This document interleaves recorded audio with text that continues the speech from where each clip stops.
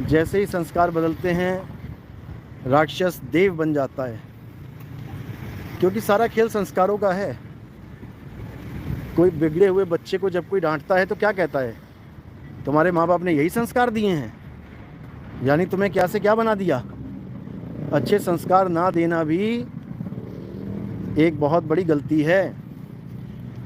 आज हर बाप अपने बेटे को पैसे कमाने के लिए तो बोल रहा है, लेकिन ये संस्कार नहीं दे रहा है कि बेटा पैसा कमाने के बाद हमने दान भी देना है।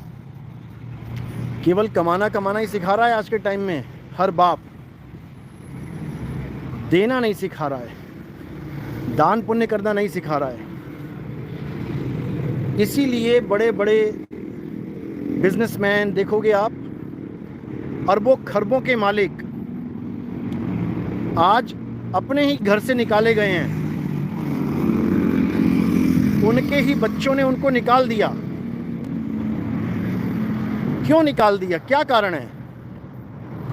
क्योंकि उन्होंने केवल कमाना ही सिखाया है, देना नहीं सिखाया। उन्होंने ये नहीं सिखाया कि बेटा वृद्ध आश्रम में दान दो, जाके वृद्ध आश्रम वालों को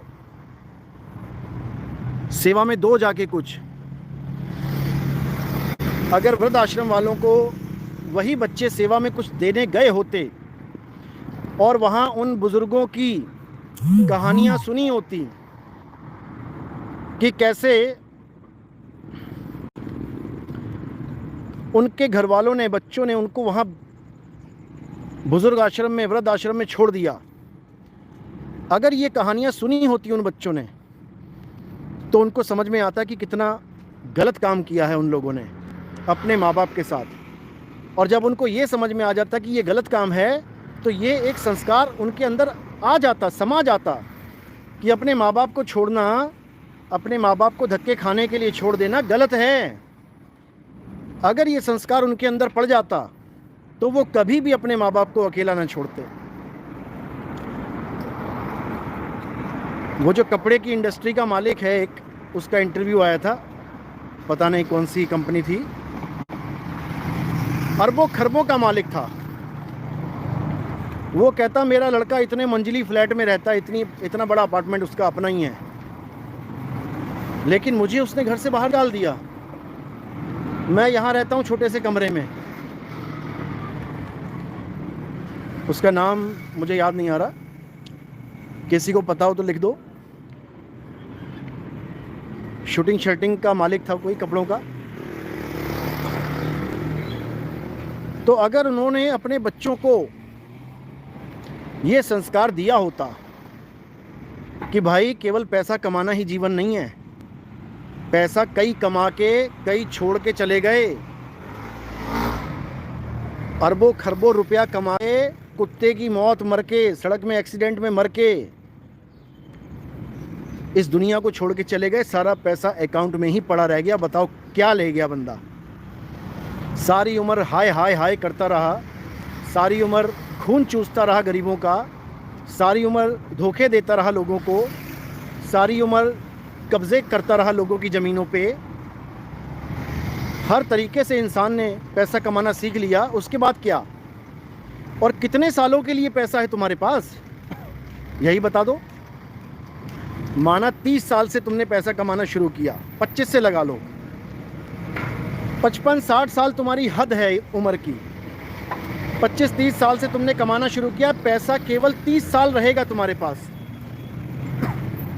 केवल 30 साल के लिए तुमने जो पैसा रखना है जेब में, उसके लिए तुमने इतनी सिर खपाई कर दी, इतने लोगों को ठग लिया, इतने लोगों का खून चूस लिया, इतने लोगों का पैसा मार लिया, इतने लोगों की ज़मीनें हड़प लीं, इतने लोगों की नौकरियां खा गए।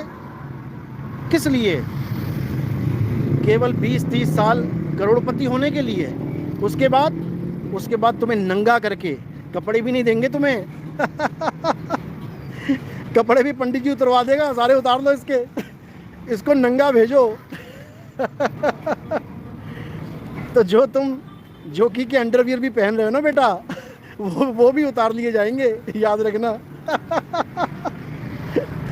पूरा नंगा करके भेजा जाएगा शमशान घाट और उसके बाद लगा दी जाएगी आग। तब पूछेंगे भैया कितना बड़ा करोड़पति था। आज तो जमीन पे पैर नहीं रखते कि मिट्टी लग जाएगी और कल को मिट्टी में ही मिल जाओगे। बताओ किस बात का घमंड भाई, किस बात का घमंड। हद कर दी, हद कर दी, हद कर दी। अरे हमारे देश का जो असली रतन था, रतन टाटा जी, सोचो वो भी एक इंडस्ट्रियलिस्ट है, करोड़पति है, अरबपति है। सोचो उसने भी पैसा कमाया, उसने भी पैसा कमाया। 102 बिलियन, 103 बिलियन डॉलर उसने दान में दे दिए।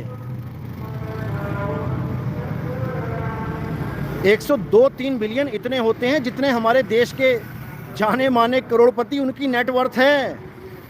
जितना पैसा उनके पास आज है, जिस पे वो फूल रहे हैं, उतना वो दान दे के बैठा है महावीर कर्ण।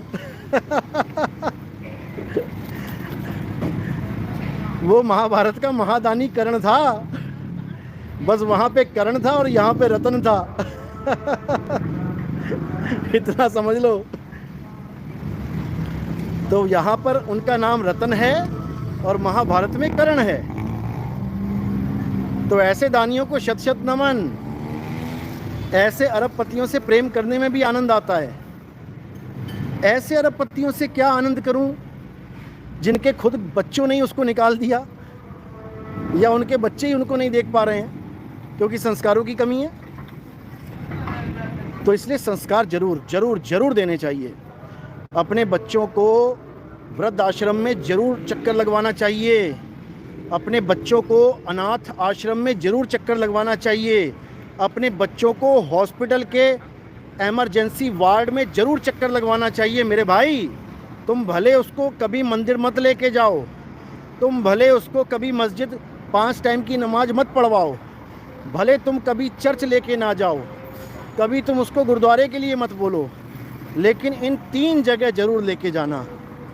एक, वृद्ध आश्रम, जहाँ पर उन्हें पता लगता है कि इतना कुछ करने के बाद, अपने बच्चों को इतना कुछ पालने पोसने के बाद, हर तरह की उनकी सेवा करने के बाद भी वो हमें छोड़ देते हैं। उन्हें पता लगना चाहिए। नंबर 2, अनाथ आश्रम। वहाँ जाके पता लगता है कि आखिर हमारे बाप ने, हमारी माँ ने हमारे लिए किया क्या है। क्योंकि आजकल बच्चों का सबसे बढ़िया डायलॉग क्या होता है, तुमने किया क्या है हमारे लिए। ये तो सभी करते हैं, ये तो सभी माँ बाप करते हैं, तुमने स्पेशल क्या कर दिया हमारे लिए। तो एक बार अनाथ आश्रम का चक्कर लगवा देना। जो वहाँ पे छोटे छोटे बच्चे बेचारे माँ बाप के लिए तरस रहे हैं, सोच रहे हैं कोई हमें गोद ही ले ले, तब वहाँ उनको देख के अकल आ जाएगी कि जीवन किसे कहते हैं। और एक हॉस्पिटल का चक्कर जरूर लगवाना, एमरजेंसी वार्ड का, जहाँ पर फटा पेट, कटी टांग, आँखें बाहर निकली हुई, खोपड़ी फटी हुई, पूरे चिथड़े उड़े हुए, जब ऐसे लोगों को देखेंगे तो समझ में आ जाएगा, तो समझ में आ जाएगा कि आखिर जीवन की सच्चाई क्या है।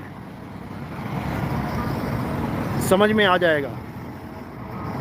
उसके बाद ये मोह बंधन टूट जाएगा। जो लोग जीवन को सत्य मान बैठे हैं, इस झूठी दुनिया को, ऐशो आराम को सत्य मान बैठे हैं, उनको समझ में आ जाएगा कि ये दुनिया एक सपना है। इस सपने से ज़्यादा कुछ नहीं है। समझ लो।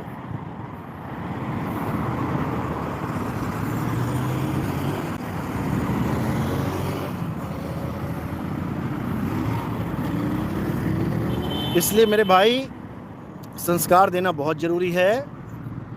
बिना संस्कार के नर पशु के समान होता है। संस्कार देना बहुत ज़रूरी है, समझ लो।